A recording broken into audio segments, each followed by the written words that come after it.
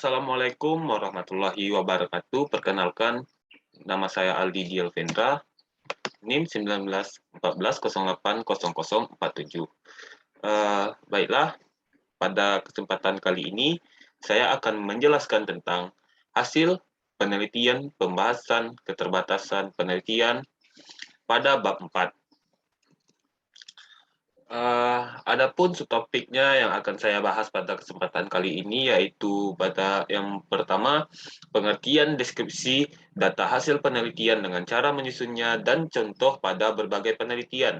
Yang kedua, ada hasil penelitian untuk setiap tahap pada model-model penelitian R&D atau pengembangan.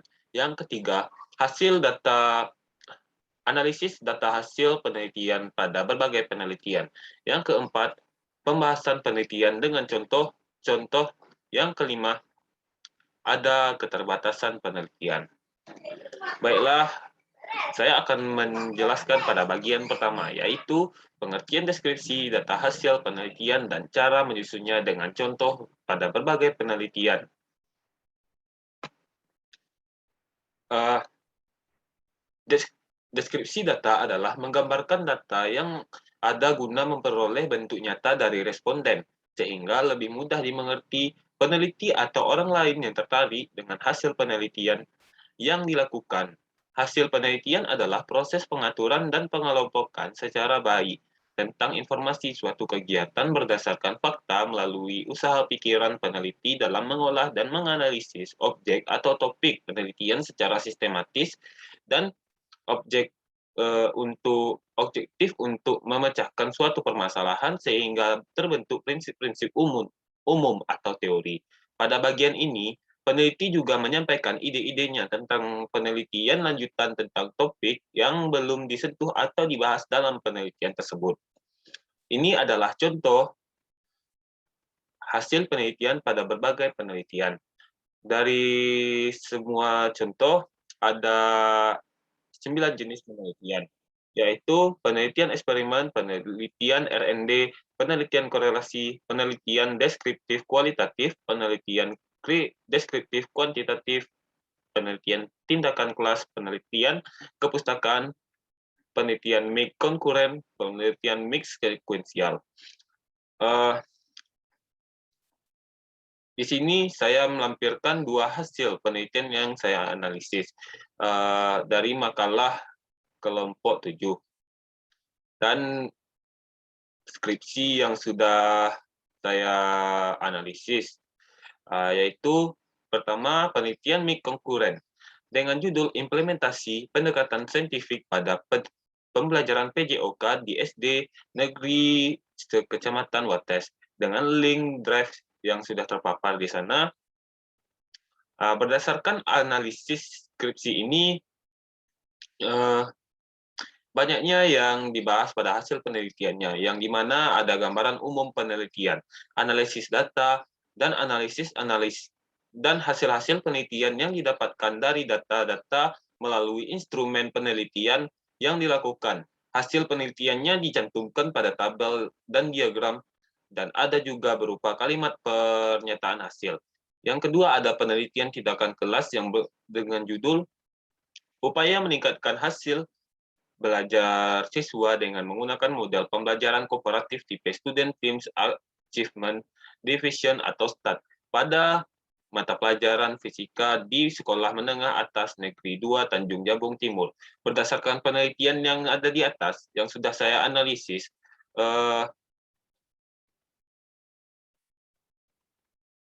adanya deskripsi pelaksanaan yang berisi kondisi awal hasil belajar prasiklus yang di sini pada tabel yang berisi nama siswa, KKM, nilai, tuntas, dan tidak tuntasnya. Pada hasil penelitian ini, peneliti juga memberikan diagram presentasi hasil aktivitasnya, juga akan dicantumkan. Yang kedua, ada hasil penelitian untuk setiap tahap pada model penelitian R&D.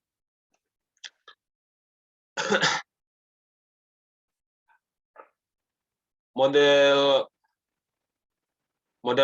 pada penelitian R&D dapat dibagi menjadi 3. Yang pertama, model Sugiono. Menurut Sugiono, pada tahun 2009, langkah-langkah penelitian dan pengembangan diri terdiri dari 10 langkah sebagai berikut.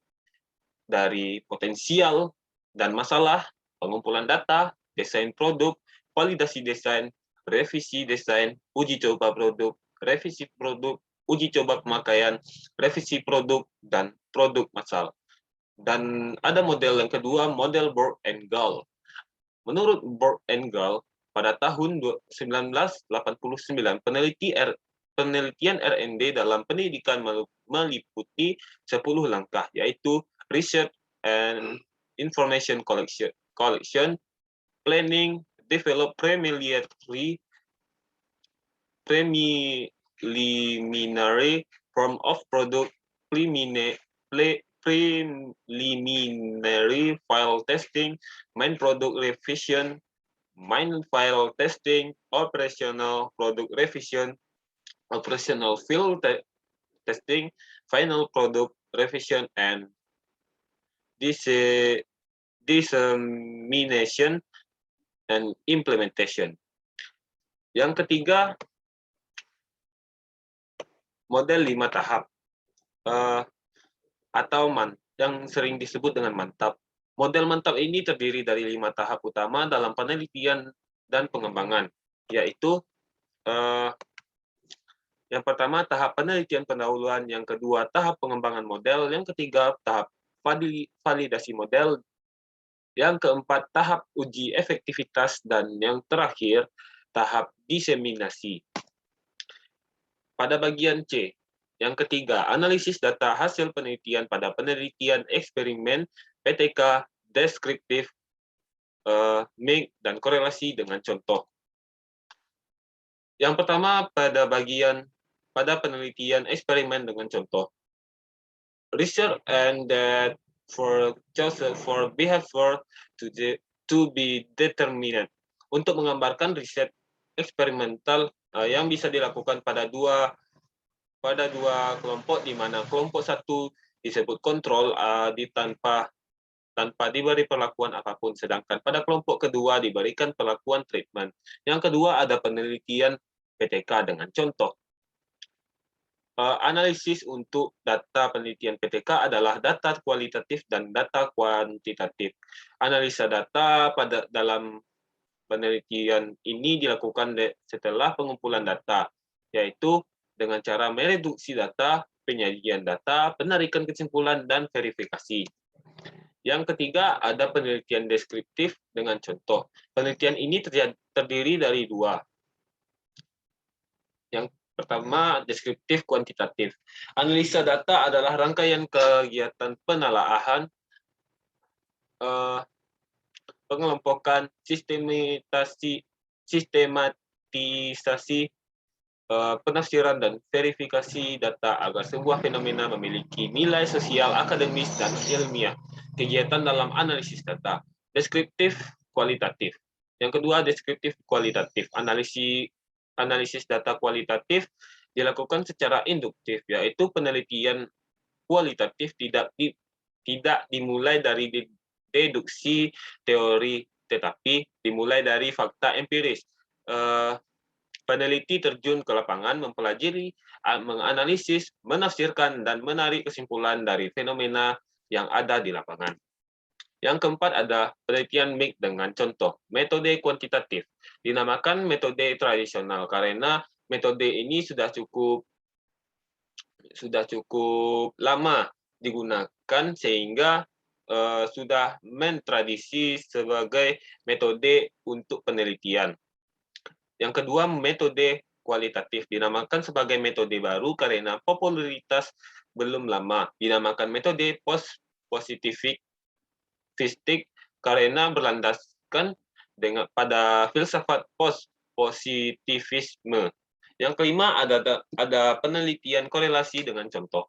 Penelitian ini dilakukan untuk melihat hubungan antara dua variabel.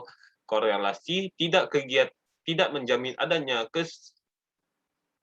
causality atau hubungan sebab akibat, tetapi causality menjamin adanya korelasi. Yang D, pembahasan penelitian dengan contoh. Yang pertama, pada umumnya pembahasan penelitian itu dalam laporan penelitian ditempatkan di bab 4 dengan susunan subbabnya mengikuti atau menyesuaikan dengan judul penelitian dan perumusan masalah penelitian.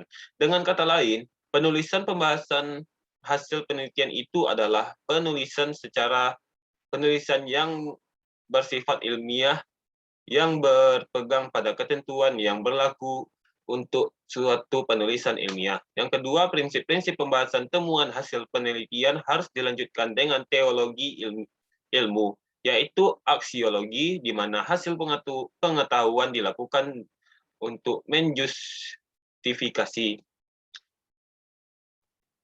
Prinsip-prinsip. Yang ketiga, ada prinsip-prinsip pembahasan temuan hasil penelitian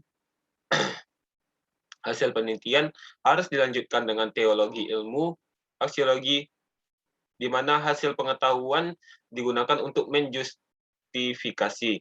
Dalam bagian pembahasan hasil penelitian ini, yang perlu kita bahas itu adalah apakah kita menerima atau menolak konsep kesimpulan atau hipotesis yang kita ajukan. Menurut Supriyato dan Johan, agar pembahasan menarik untuk dibaca, mulailah dengan kata-kata kunci. Mungkin yang dimaksudkannya itu adalah kata kunci yang sudah sangat kita kenal, khususnya dalam ilmu komunikasi, yaitu 5W1H: what, where, when, who, why, and how.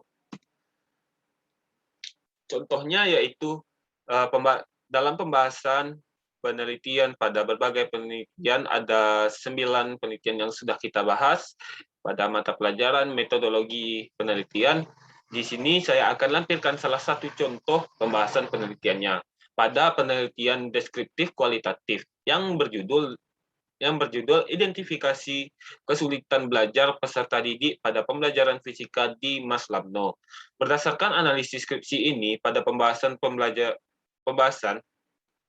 menjelaskan hal yang diketahui dari hasil penelitian bisa dari tabel, diagram, atau hasil penelitian yang dilakukan serta menemukan solusi masalah. Salah satu yang dibahas dalam pembahasan skripsi ini ada hasil penelitian dan analisis data diperoleh bahwa terdapat 4 jenis kesulitan yang dialami peserta didik dalam pembelajaran fisika di Maslamno. Kesulitan tersebut ditimbulkan oleh beberapa sebab. Rata-rata mengalami kesulitan yang sama dalam berbagai bentuk dan penyebab yang saling berkaitan. Kesulitan yang pertama yaitu sulit melakukan operasi matematika. Peserta didik umumnya belum bisa menguasai dengan baik perhitungan yang melibatkan operasi hitung matematika. Yang kelima, ada keterbatasan penelitian. Penelitian ini telah diusahakan dan dilaksanakan sesuai prosedur ilmiah. Namun demikian, masih juga ada skripsi yang memiliki keterbatasan penelitian, yaitu mempunyai 2 faktor. Faktor yang pertama yaitu yang mempengaruhi penelitian ini adalah sumber yang sangat sulit untuk didapatkan. Yang kedua, faktor kedua itu yang mempengaruhi penelitian ini kurangnya teori untuk melengkapi bagian isi penelitian. Mungkin hanya itu saja yang dapat saya jelaskan. Lebih dan kurang mohon maaf. Wabillahi taufik wal hidayah. Wassalamualaikum warahmatullahi wabarakatuh.